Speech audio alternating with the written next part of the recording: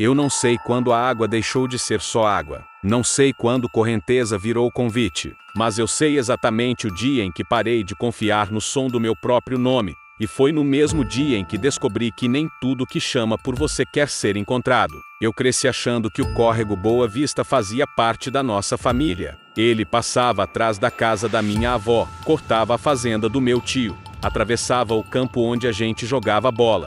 Desde pequeno, meu avô dizia que, enquanto aquele córrego existisse, ninguém da família ia se perder no mundo. Era o jeito simples dele de explicar raiz, pertencimento. Tinha foto minha tomando banho ali com 4 anos, sentado numa pedra lisa, que parecia ter sido polida por gerações inteiras de gente.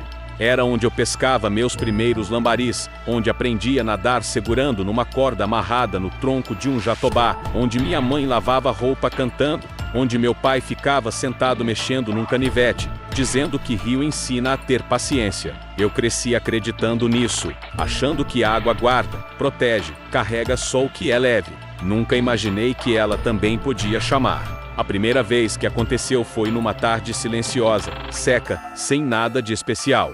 O tipo de dia que a gente vive 1000 vezes e nunca lembra depois. Eu tava sozinho, voltando pela trilha, com o sol se pondo atrás da serra, quando ouvi meu nome vindo da água baixinho, quase tímido. Não era eco, não era vento, não era bicho. Era voz humana, familiar, íntima, como quem já tinha me acordado para ir à escola centenas de vezes. Era a voz da minha mãe, só que ela estava a 18 quilômetros dali, trabalhando no salão. Na hora, eu me convenci que era memória, saudade, coisa da cabeça. Não existe pessoa que nunca ouviu o próprio nome no silêncio. Continuei andando sem olhar para o córrego, porque olhar significava acreditar e eu ainda não estava pronto para isso. 2 dias depois, a mesma coisa. Só que agora era a voz do meu pai e ele não falava comigo há anos, porque estava enterrado. Aí não deu para ignorar. Mesmo assim, eu tentei. Fingi que era coincidência, sugestão, trauma, sei lá. Mas a água não desistiu. Pelo contrário, parecia aprender. Como se prestasse atenção em mim, nos meus hábitos, nos meus medos. Começou a falar do jeito exato que determinadas pessoas falavam, com pausas, trejeitos, respiração. Não era só voz, era lembrança viva. Era alguém que me conhecia profundamente. E eu comecei a perceber que ela só chamava quando eu estava sozinho. Uma tarde, meu primo me acompanhou na trilha. Nada aconteceu, só pássaro e vento. Mas, quando ele virou a esquina e eu fiquei sozinho por 5 segundos, escutei, tá aí ainda, Nenezinho. Só que ninguém vivo me chama assim desde a infância. Foi aí que o medo deixou de ser incômodo e virou certeza. Comecei a perguntar discretamente pelas redondezas. E descobri que, na nossa região, todo mundo sabia, mas ninguém falava. Era acordo silencioso, aquele tipo de segredo que só o interior é capaz de guardar.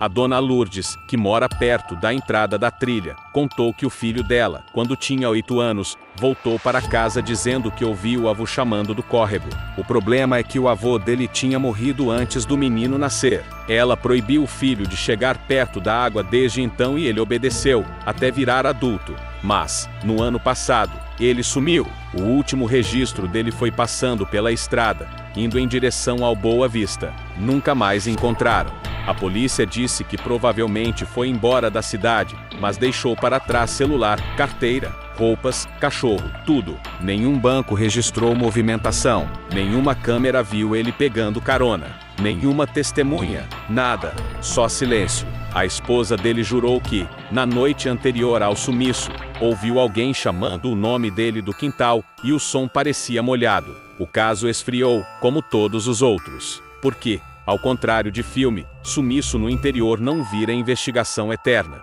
Vira rumor, vira reza, vira aviso e depois vira nada. Eu tentei deixar para lá, mas a água já sabia de mim, e aquilo começou a vazar para a minha vida. A primeira vez foi no banheiro. Eu tava escovando os dentes, com a torneira aberta, e ouvi meu nome saindo junto com a água, como se estivesse preso dentro do cano. Só que não era sussurro, era conversa normal, em tom calmo. Como se a pessoa estivesse na sala e me chamasse pro café. Vem cá um pouquinho. A voz era tão clara que eu respondi já vou, no automático, e quando percebi o que tinha feito, quase desmaiei. Depois veio a caixa de água, o chuveiro, o tanque, até o barulho de gelo derretendo no copo.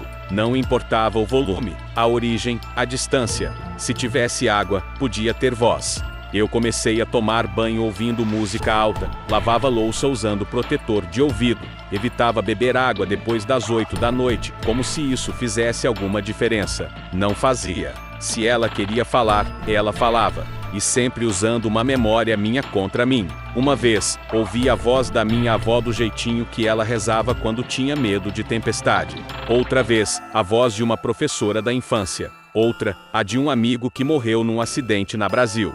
Até que ouvi a minha própria voz, chamando do lado de fora da casa. Aí eu percebi, não era imitação, era acesso. Aquela água sabia tudo sobre mim, mas a pior parte não é quando ela chama, é quando ela espera. Teve uma noite, essa eu nunca esqueço, em que acordei porque sonhei que estava me afogando no Boa Vista. Quando sentei na cama, ofegante, percebi que a casa estava em silêncio total. Nem cachorro, nem grilo, nem vento. Silêncio de cemitério. Aquele tipo de silêncio que parece escuro.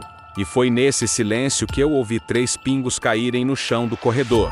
Plique, plique, plique. Eu levantei devagar, tremendo, e quando cheguei perto da porta, tinha um rastro de água indo até o quarto da frente, o quarto que ninguém usa. A luz estava apagada, mas dava para sentir alguém respirando lá dentro. Só que a janela estava trancada, e não chovia há semanas. No dia seguinte, fui até o córrego com um gravador. Antes de você julgar, entenda, quando você vive sendo perseguido pelo inexplicável, qualquer tentativa de racionalizar vira alívio. Eu queria gravar, ouvir depois, provar que não era voz nenhuma, só paranoia. Mas quando cheguei lá, não consegui descer da caminhonete. A água parecia me olhando. Mesmo assim, deixei o gravador em cima de uma pedra e fui embora. Quando voltei 40 minutos depois, ele estava desligado, mesmo com bateria cheia. E tinha marcas de pingos em cima dele, como se alguém tivesse tirado da água e colocado de volta ali. Levei para casa, abri no computador, aumentei o volume ao máximo. O áudio tinha só 7 segundos e era minha mãe dizendo: "Você demorou", mas ela jura que estava na cidade trabalhando o dia inteiro. Contei pro meu avô. Ele respirou fundo, fechou os olhos, fez o sinal da cruz e disse: "Ela escolheu você. Não responde mais." Perguntei quem ela era. Ele não quis dizer. Fiquei insistindo, até que ele contou baixinho, como quem pede desculpa. O Boa Vista não é só córrego. Ele passa por cima de um cemitério antigo, antes da cidade existir, antes de qualquer documento.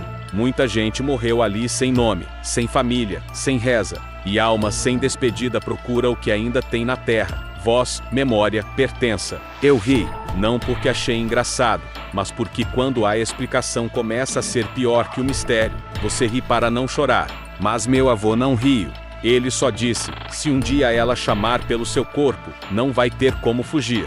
Depois daquele dia, comecei a reparar em outra coisa: o Boa Vista estava crescendo. Em alguns pontos, a margem parecia ter engolido árvore, cerca, até pedaço de estrada. Mas ninguém comentava. Era como se a cidade inteira tivesse decidido não enxergar. E então veio o caso que mudou tudo. Uma menina de 11 anos sumiu voltando da escola.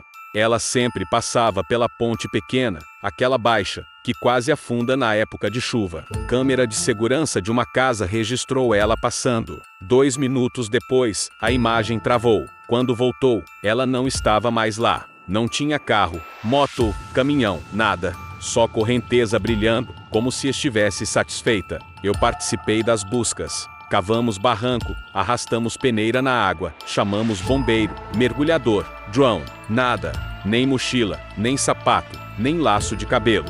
Como se ela tivesse evaporado. E foi nesse dia, enquanto eu segurava a lanterna perto da margem, que ouvi alguém me chamar, como se estivesse agarrado no fundo. Ajuda eu. A voz era infantil, mas não era a dela. Era a minha quando eu tinha aquela idade. Eu joguei a lanterna no chão e saí correndo feito condenado. Não pela voz, mas porque, por 1 milésimo de segundo, eu tive vontade de responder, de chegar perto, de entrar. E eu sei, com uma certeza que dói, que se eu tivesse dado um passo a mais naquele dia, teria ido. Não por curiosidade, mas porque aquele chamado não é pedido, é comando. Depois disso, comecei a deixar luz acesa para dormir. Tranquei a caixa de água. Passei a evitar até lavar as mãos sem companhia em casa. Tudo para tentar enganar a sensação de que eu era observado o tempo inteiro. Mas aquilo não era externo, era interno. O Boa Vista não me perseguia, ele me acompanhava. Comecei a ter sonhos recorrentes. Sempre o mesmo, eu estava parado no meio da trilha, e a água vinha subindo devagar, sem pressa, cobrindo meus pés, minhas pernas, minha cintura. Até que, no reflexo da água, eu vi alguém sorrindo para mim. Às vezes era minha mãe, às vezes meu pai, às vezes eu mesmo, só que mais velho, ou mais pálido, ou com a roupa que eu usei no velório do meu primo. Quando acordava, meu colchão estava úmido na altura das pernas. Não suor, era água fria. Numa dessas noites, sonhei que alguém segurava minha mão dentro da água. Quando acordei, minha mão estava suja de areia fina do mesmo tipo do Boa Vista. Foi aí que entendi. Não era coincidência, lenda, superstição, trauma. Era escolha. E eu já tinha sido escolhido. O último aviso veio 3 semanas atrás. Voltei da cidade tarde, e quando parei o carro no quintal, vi que o portão estava aberto. Eu nunca deixo aberto.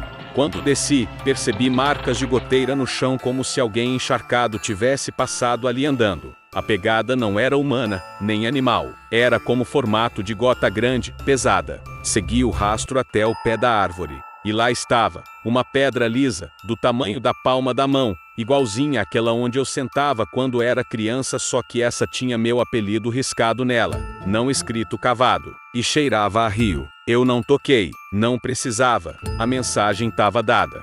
Na mesma noite, às 2h17 da manhã, a casa toda ficou gelada de repente, como se tivesse nevado no quarto. Eu acordei e ouvi batidas ritmadas na janela, não com mão, mas com água, como se alguém estivesse jogando gota por gota, esperando eu abrir.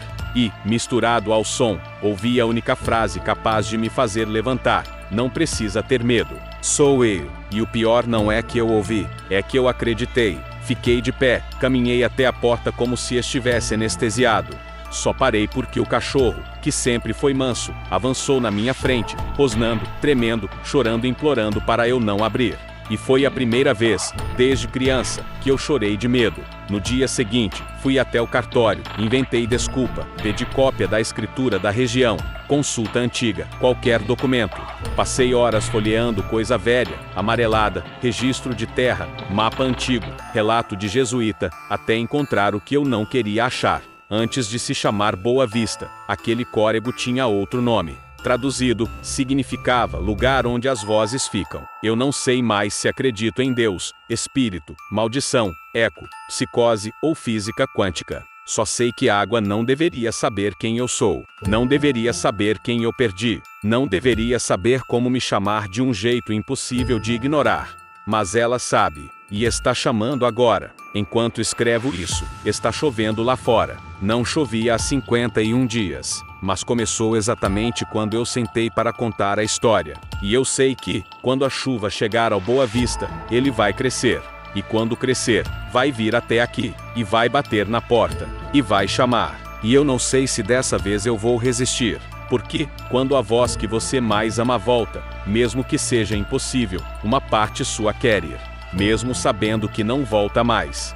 Então, se um dia você me procurar e não me achar, não perca tempo com polícia, com mato, com placa de desaparecido.